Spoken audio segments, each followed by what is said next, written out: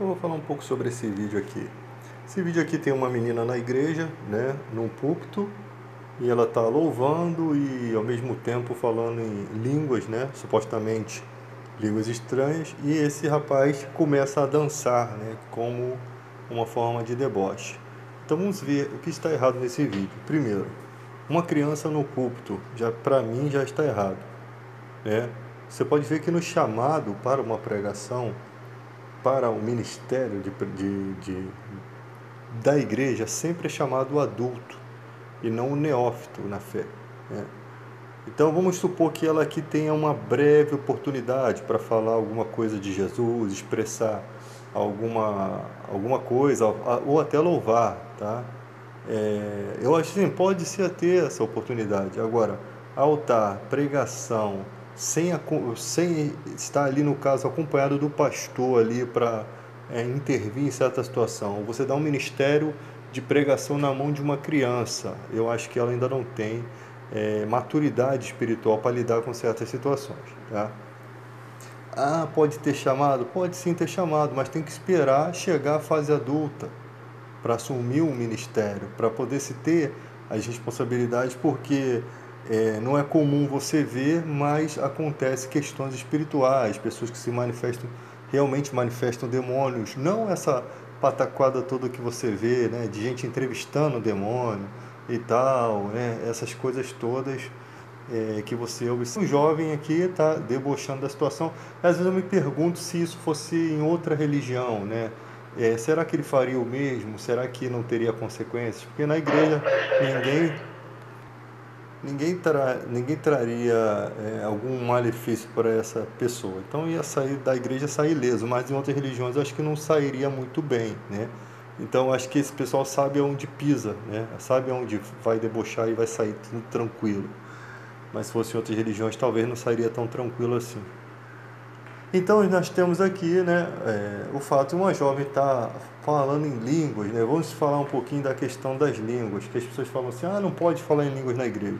A língua é um dom dado pelo Espírito Santo, né? É um dom do Espírito Santo, né?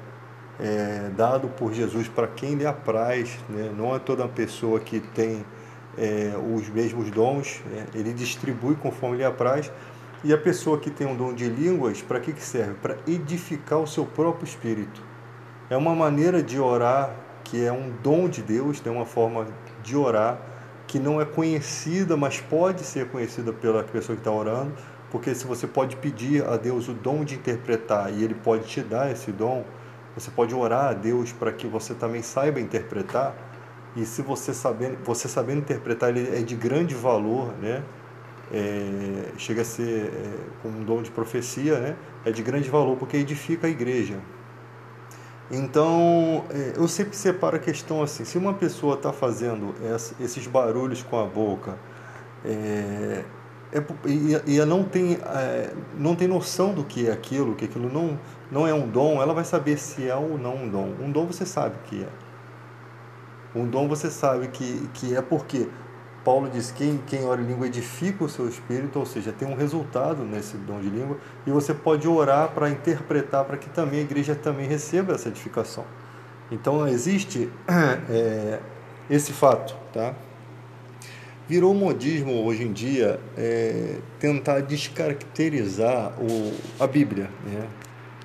Pessoas estudam o hebraico, o aramaico, o Jorge Michael, sei lá, eles estudam tudo para poder descaracterizar a Bíblia. Só que a Bíblia, ela tem muita coisa que para você descaracterizar, não tem como, ela é tão fechada, porque ela não fala apenas uma vez de determinados assuntos, ela fala em várias vezes determinados assuntos. Tipo, divindade de Jesus, você tem muita munição para você mostrar a divindade de Jesus.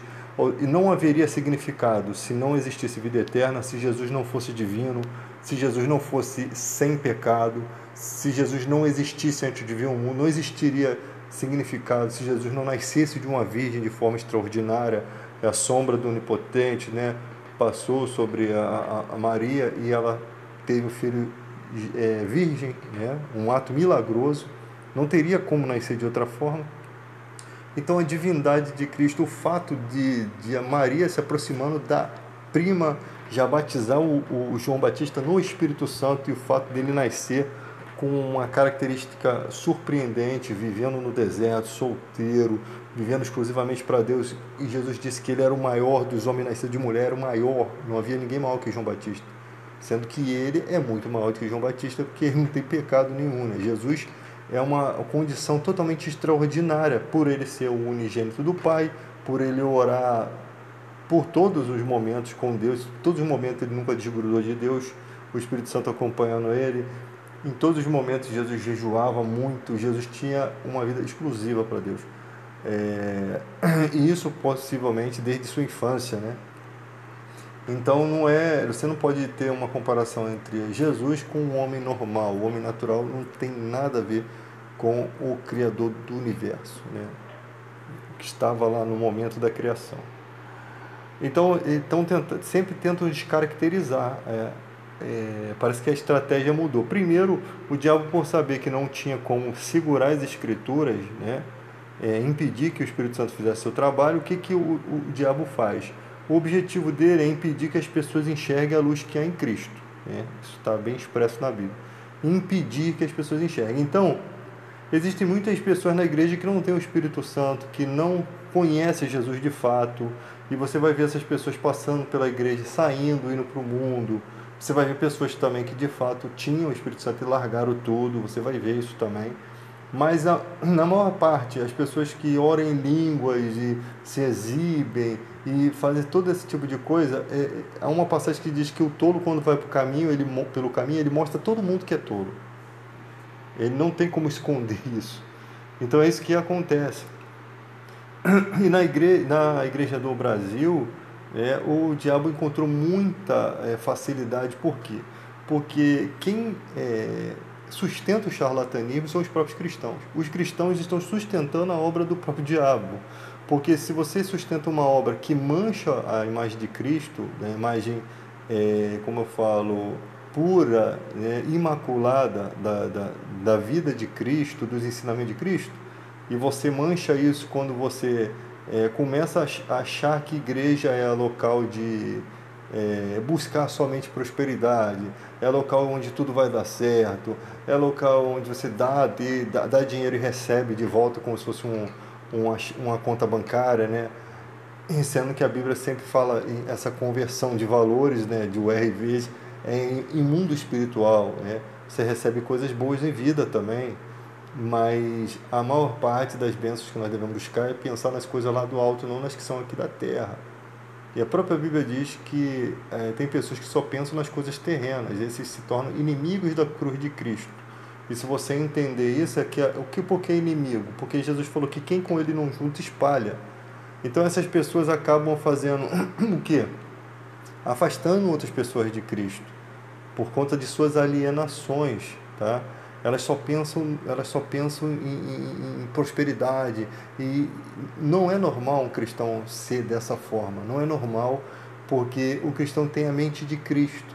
Então a preocupação dele não é somente com vida material. Não é que você não venha se preocupar com vida material. Você fica triste com qualquer outras pessoas, mas essas coisas não te prendem. Você sabe que o cristão mesmo fiel, muitas vezes ele busca muito material, não por conta dele, mas sim por conta da família dele, que não compartilha da mesma fé.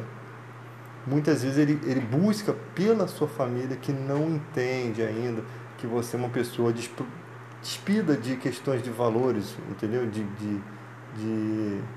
Você é incapaz de usar o próprio evangelho para ganhar dinheiro. Quando uma pessoa tem essa capacidade, ou ela está muito perdida no evangelho, ou ela nunca de fato conheceu Jesus Cristo.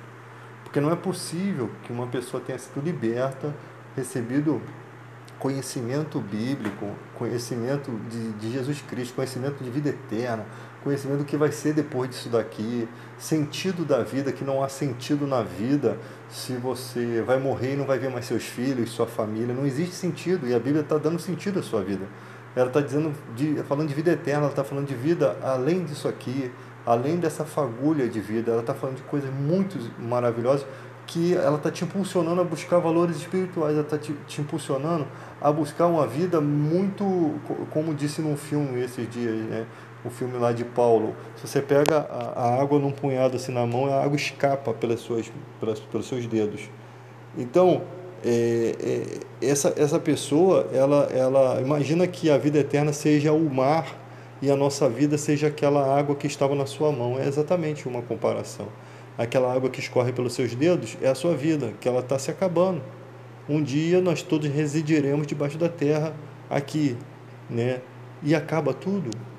E a Bíblia não, ela vai colocar no teu coração essa aplicação de vida eterna, de existência de Cristo, e nada tira isso. Não adianta se levantar teólogos falando o contrário, não adianta tentarem tirar isso, porque o Espírito Santo não depende de defesas de exegese, de hermenêutica, de toda essa questão teológica, até porque muitos cristãos não vão estudar hebraico, né? Muitos cristãos não tem necessidade. Se você quer estudar hebraico, você não é salvo por estudar hebraico, você não é salvo por saber exegese. Não, você é salvo porque Deus colocou no seu coração a existência de Cristo. Isso ninguém tem como tirar. Não tem como você descaracterizar a Bíblia, porque ela é totalmente caracterizada como Jesus sendo Filho de Deus unigênito, sendo realmente morreu pelos nossos pecados, porque tudo se encaixa, nada ali pode estar fora. Se Jesus não morreu pelos nossos pecados, como é que vamos ser salvos, né? Se não há vida eterna, a nossa pregação é vã, não tem motivo. Paulo diz, comamos e bebamos que amanhã morreremos, tá? Aí tem gente que nega os dons. Ah, não, que o dom de língua não existe mais. Ele está pouco se preocupando. A verdade é, existe. Agora, a aplicação pode estar errada.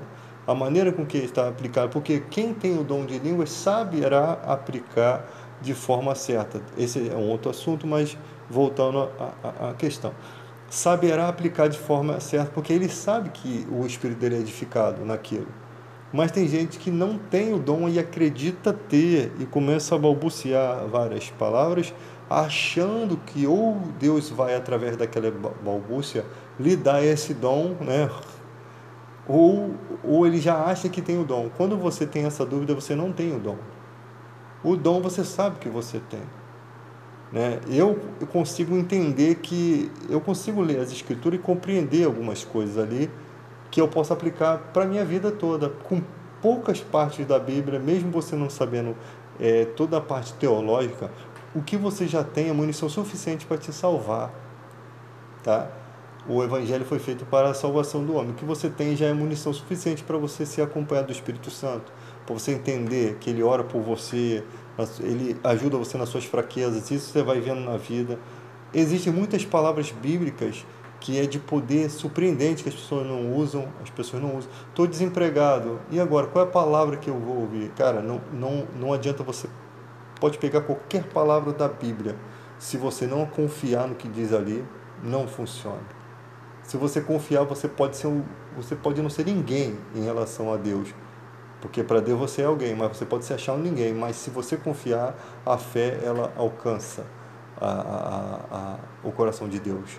A fé ela é liberada, o poder é liberado, como aquela mulher que toca. Alguém me tocou, porque de mim saiu virtude. Ou seja, no meio de uma multidão, Jesus está questionando, há uma multidão, mas para tocar nele com fé, teve que vir uma pessoa totalmente necessitada para poder, através daquela necessidade, né, e às vezes da sua necessidade, é que você vai conseguir tocar em Jesus com fé.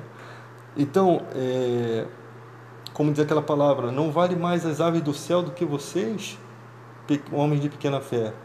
As aves não plantam, veja, as aves do céu não plantam, não colhem, e o Pai as tem alimentado. Vê as plantas, né?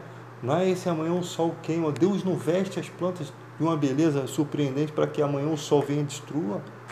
Não vale vocês mais? Por que então vocês andam ansiosos pelo que havia de comer, pelo que havia de vestir? Eu acho que se essa palavra é pregada num país onde há uma escassez de alimento, a coisa começa a fluir. Eu acho que se aquela nação conseguir entender, porque a fé, ela move uma montanha. A fé, se você tiver fé como um grão de mostarda, menor grão, e dissesse à montanha, ergue-te e lança-te no mar. E crer, isso acontece. Cara, não importa como vai acontecer, um extraordinário de Deus acontece. Só que isso vai com o tempo se desfazendo, o poder do nome de Jesus com o tempo vai se deixando para trás. Ainda mais nessa era digital, essa era de muita coisa, muita informação. As pessoas, você vê, o cara é teólogo, mas ele tem que ter uma formação em filosofia, porque ele não considera que é muito importante a faculdade de teologia. Ele quer se exibir tendo a de filosofia, que não serve para mim, não serve para nada. Mas se você gosta de fazer, se há um capricho, que você gosta daquilo, beleza. Mas se você não está fazendo essa faculdade somente para poder dizer que também tem a faculdade de filosofia, aí que é o problema. Querer, sabe, não tá satisfeito pelo fato de você já conhecer o Evangelho, tá? Não está satisfeito pelo fato de ser somente uma faculdade de teologia, entende? Tem que se orgulhar, ter um orgulho não em excesso, mas tem que ficar feliz, né? Em dizer, não, eu tenho a faculdade de teologia, eu adoro teologia, sabe? Tem que ficar feliz com isso. Se você acha que precisa de mais um pouquinho para ser feliz, meu, é complicado. Agora, o cara faz a faculdade de Direito, poxa, que coisa maravilhosa, pô, Direito. Mas eu acho que conhecer a Bíblia, conhecer Jesus é muito maior do que isso, tá? E conhecer o direito também é muito importante, porque você vai desenvolvendo, não é que uma coisa despreza a outra, é que o que eu estou querendo dizer aqui é que tem gente que não se conforma, tipo assim, aí se me perguntar, eu vou falar que tem a faculdade de teologia, vão achar que eu não sou nada, então eu vou fazer de filosofia também. Se você faz sem gostar, se você fez somente para se exibir, isso daí, para mim, não tem valor nenhum, tá? Eu acho que não deveria ter feito. Mas se o cara faz porque realmente achou alguma motivação ali, achou importante, show de bola. Então, galera, é isso daí. A igreja do Brasil, ela não segue as recomendações de João. O ensinamento do discípulo de Jesus, eu não sei se foi João Marcos ou se foi João discípulo. Foi João discípulo. Ele escreve o seguinte: se alguém vai até a tua residência pedir a estadia, né, não traz a doutrina de Cristo, não recebe em casa, porque o que recebe faz parte das suas obras erradas. Ali João está dizendo, está falando sobre os que fazem do evangelho comércio, ou os que levam uma falsa pregação, né? Ou por dinheiro, ou uma falsa mensagem. Tipo o cara que é de uma religião que você não considera sendo de Cristo. Ele está pregando uma mensagem que não é por você. Você não tem que ir lá dizer para ele que a mensagem dele está errada. Você não tem que dizer para o mundo. Você tem que simplesmente saber que aquilo ali não é de Cristo. Então, ele não dava moradia para esse tipo de pessoa, tá? Isso naquela época. A pessoa ia lá, pedia uma moradia ali, né? Se ele quer sustentar aquela mentira dele lá, que pague do bolso dele a sua estadia. Eu que não vou botar dentro da minha casa, né? Para depois com aquela pregação fajuta, que pessoas assim, para mim, não tem, de repente você não vai poder ter a confiança de uma pessoa realmente de Deus, que traz realmente o evangelho, como você vê na Bíblia, alguns profetas sendo ajudados, né? Por famílias, né, por casais. Então, mas a questão que eu quero dizer é o seguinte: ele diz, não recebe em casa para que não compactue de suas obras. E hoje em dia a igreja no Brasil sustenta os falsos pregadores que mancham a imagem de Cristo, ou seja, eles compactuam com aquela obra, fazem com que o mal ganhe território, porque muita gente debocha da nossa fé por conta das pregações fajutas desses caras. Existe uma série de pessoas que não entendem o que estão fazendo ali. Elas não entendem, elas acham que estou ali, estou fazendo a obra de Deus, tudo bem. Beleza, eu não estou falando dessas pessoas, estou falando de pessoas que realmente sabem que aquele lugarzinho ali, elas têm na consciência dela que aquilo ali não é pregação de Cristo. Mas elas acham, não, eu vou ficar aqui porque pelo menos eu estou fazendo a vontade de Deus. Na verdade, muitas delas já estão se enganando, porque elas acham que podem fazer a obra de Deus em qualquer lugar, quando a Bíblia mesmo fala para a gente não compactuar com as falsas pregações, né? Com os falsos pregadores. Se a liderança está contaminada, mano, não tem mais lugar para você ali. Se você tem a mente de Cristo, nada vai te impedir. Ah, mas a minha casa está no nome da igreja, meu carro não me impede de seguir, porque quem é o meu abençoador, como diz Abraão, escolhe como Abraão diz a Ló, escolhe para onde você for. Se for para a direita, eu vou para a esquerda. Se for para a esquerda, eu vou para a direita. Não importa para onde eu vou. Onde eu estiver, Deus vai estar comigo. Ló escolheu o melhor lugar, mais bonito, sem humildade nenhuma, até porque o local cabia, no caso, a Abraão, porque o Abraão era o seu patrono, é o Abraão que o leva à prosperidade quando ele vai embora. E a história, você vê, termina o Abraão tentando salvar ele lá, naquele lugar lindo que era Sodoma e Gomorra. Então, gente, é complicado a situação, porque no Brasil é realmente terreno fértil para as falsas pregações. Tá? Então, no Brasil tem muita coisa para se consertar. Segundo, a gente demorou a entender também muita coisa, né? Questões de sexualidade. Sua sexualidade é sua. Não tenho direito de meter na sua sexualidade, não. Não tenho direito de me meter na sua vida, não. Eu tenho direito de pregar o evangelho. Você quer acreditar? Crê. Porque contra o Espírito Santo quem vai lutar, irmão? Contra o poder do Espírito Santo. Para que a gente se desgasta tanto? Se uma pessoa, quando Deus entrar na vida dela, vai ser transformada. Onde abundou o pecado, superabundou a graça de Deus. Ou vocês não acreditam nisso? Como que um cara como Zaqueu ia chegar em casa naquele dia, né? E a família acostumada com o estrambique dele, e ele ia falar: a partir de hoje eu vou devolver tudo que eu roubei e vou dividir metade dos meus bens aos pobres.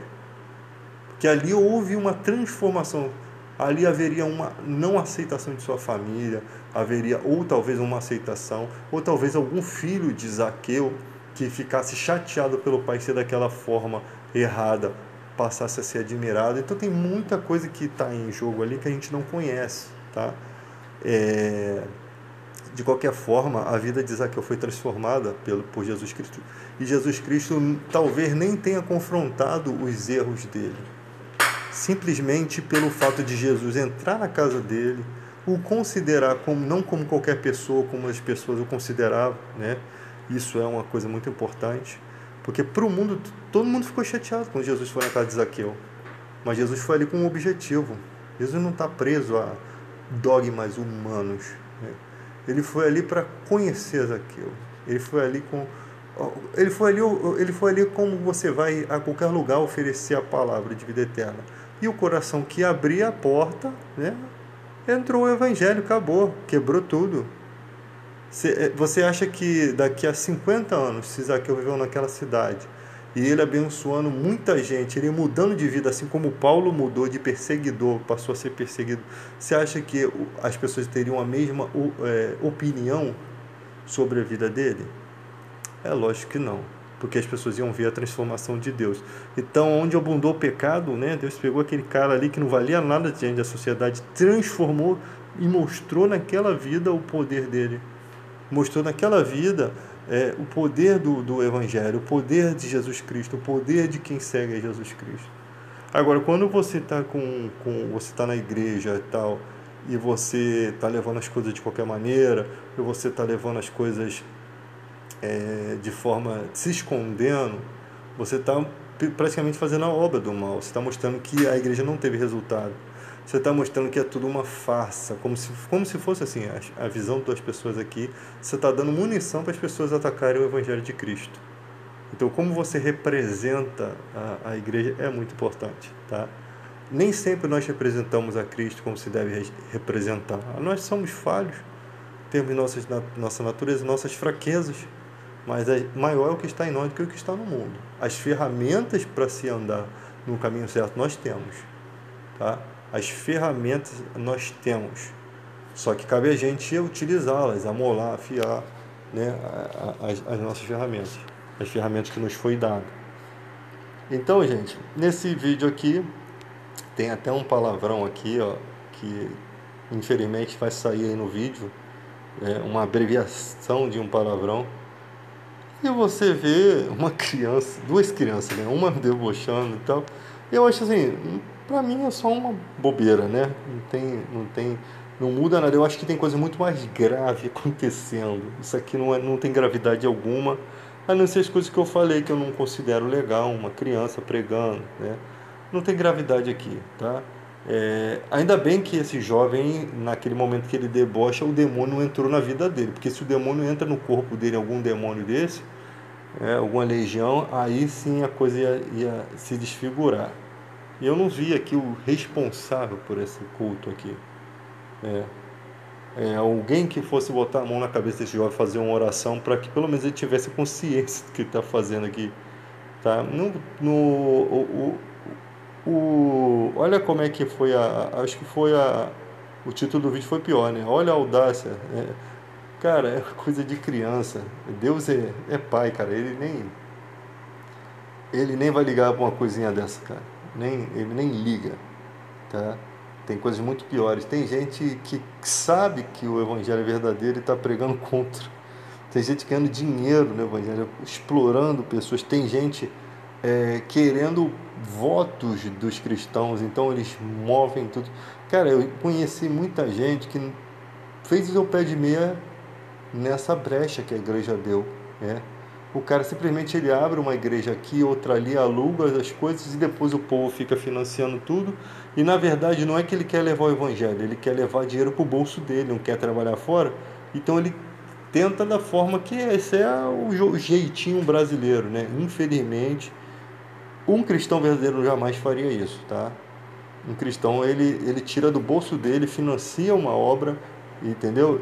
E ele não, tipo assim, e se ele for pegar dízimos e oferta, vai ser para o investimento da igreja, ele não vai pensar nele. Até porque ele não está em busca de tesouro nesse mundo, tá? Eu não estou falando que o cara não pode ter um bom salário, que o cara que tá ali, pô, o cara abriu uma igreja hoje pequenininha, amanhã ele tá numa mega igreja, o cara não precisa andar de Fusca para mostrar humildade, que não é humildade andar de Fusca simplesmente. A humildade é um conjunto de coisas. Eu sempre falo assim, cara, se você faz muita coisa boa na vida, você não tem que se preocupar com o que dizem de você. Você não tem que se preocupar, você tem ferramentas, você tem predicados, né, adjetivos sobre a sua vida, qualidades sobre a sua vida. Ninguém precisa dizer quem você é, você sabe quem você é. Se você sabe quem você é, a opinião dos outros não te interessa, tá? Desde que a gente sempre mantenha aqui, ó, fidelidade, né, respeito, porque pela pregação de uma pessoa, você pode entender muito sobre a pessoa. Porque Deus reserva a verdadeira sabedoria para os retos. Eu vejo, cara, isso constantemente. Mas eu já vi pessoas pregando direitinho e fazendo também coisa errada. Eu já vi, cara, eu fico mais impressionado com aquele cara que prega o evangelho, você percebe que o cara prega bem, que o cara sabe do evangelho, e quando ele daqui a pouco começa a pedir dinheiro, começa a mover uns troços estranhos, um fogo estranho, e o que a gente percebe? Coitado desse cara. Porque ele foi salvo e ele se perdeu. Ele é como aquele ditado do porco que voltou para a lama, tá? E a Bíblia também fala para a gente não lançar pérolas aos porcos. Não perca tempo com quem não quer o Evangelho. Não lance coisa de valor para aquele que não vai querer aquilo. O porco não come pérola. A pérola é muito valiosa. Então você vai jogar pérola para os porcos comerem? Ele não vai comer. Se você jogar lavagem, ele come. Mas se jogar pérola, que é algo valioso, ele não vai comer. Então, às vezes, não perca tempo com quem não quer o Evangelho. Você não é obrigado. Você não é obrigado a fazer com que as pessoas aceitem Jesus. Não é a sua obrigação isso. A sua obrigação é fazer a vontade de Deus, viver uma vida com Cristo, pregar o Evangelho, e se Deus conceder a iluminação ao coração das pessoas, beleza, excelente. Um planta, outro rega e Deus dá o crescimento. Não é você que dá o crescimento. Você planta, você não sabe que a semente vai crescer, mas outros vão regar. O que é regar? Você, por exemplo, você plantou aqui o evangelho, a pessoa se converteu, quem vai regar essa planta? Aqueles que instruem aquela pessoa até ela ter um crescimento, um desenvolvimento espiritual, a ponto de saber buscar nas escrituras sozinho as suas respostas, né? Ali ela passa a ter um acesso ao Pai direto, a confiança, né? E o Espírito Santo já levou ele a uma fase de maturidade, tá? Chega uma fase que você já começa a ler a Bíblia e as inspirações são mais é, tipo assim, é a mesma coisa de, quer dizer, não é a mesma coisa de quando você começou na fé, né? São coisas mais extraordinárias, né? Abre-se a Bíblia e fica mais fácil, né? E você tem pregações sobre um assunto que você estudou a vida toda, pregações diferentes, tá? Mas dentro daquele tema, sem fugir sem cometer nenhuma heresia. Você pode até errar algo que você pregue, mas desde que isso não vire uma heresia, né? Desde que você não é... E o cristão que tem o Espírito Santo, ele não consegue pregar uma heresia, né? Porque a hora que ele pregar uma heresia, vai vir alguém conhecido daquele assunto e vai convencer ele de que aquilo está errado, porque há uma só fé e um só Espírito. Então, se o Espírito Santo que está falando na boca de um cara que é mais sábio que você, se está falando e é o Espírito Santo que atua em você, você vai compreender o que ele está falando, tá? E você vai entender o que ele está falando. Pode não entender de repente na hora, assim, mas você vai aceitar depois e vai chegar. O discípulo não está acima do seu mestre. Você só pode ser igual. Você só pode chegar a ser como o mestre. Você não tem como passar ele. Até porque o nosso mestre é perfeito, é Cristo. Mas se temos a mente de Cristo, pensamos como ele, né? Só que de fato nós erramos, nós temos erros na vida e ele é perfeito. Então o discípulo não é mais do que o mestre. Então nós não podemos ir além do que já foi pregado, tá?